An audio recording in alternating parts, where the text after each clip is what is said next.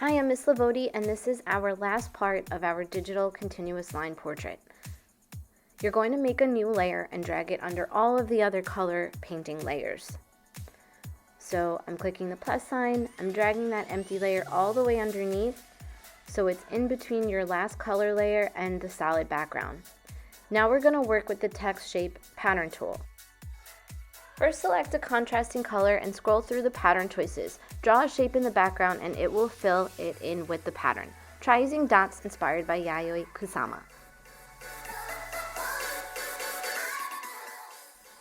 So here you can see I'm selecting the pattern tool and selecting a color choice. I'm keeping my color choice kind of light and I'm picking a contrasting color. It's a very light, faint pattern, and all you have to do is with the lasso selected, create the shape that you want and the pattern will fill in it. You can overlap patterns and layer them to create more dense patterning. Fill in your background negative white space with your different contrasting patterns and overlap those negative spaces.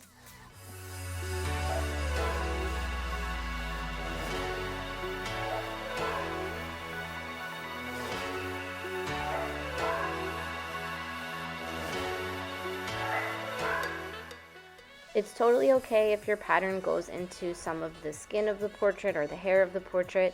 It just gives it a little bit more texture and depth, so that's your own creative choice. But if you don't like that, you could always go in and use your eraser tool and delete away some of the pattern from inside of the faces.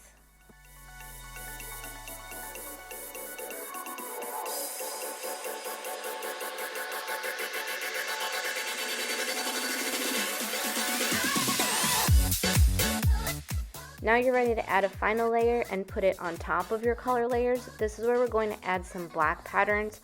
This will actually help create a little bit more texture in the hair or clothing and create a little bit more contrast. So you're going to want to select the color black for this so it stands out more boldly. Then go over to your pattern and I would work with lines or any patterns that aren't necessarily dots, especially if you used a lot of dots in your background.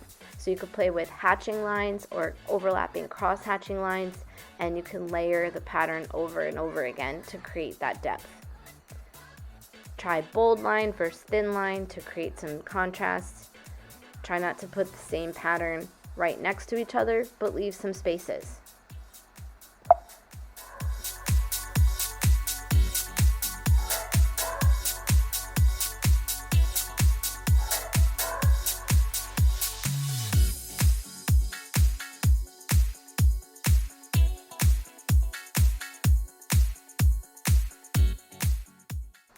When you're feeling done, you can click the three dots at the top of your menu and click the up arrow, and then you can save your work to your device and keep it in your camera roll.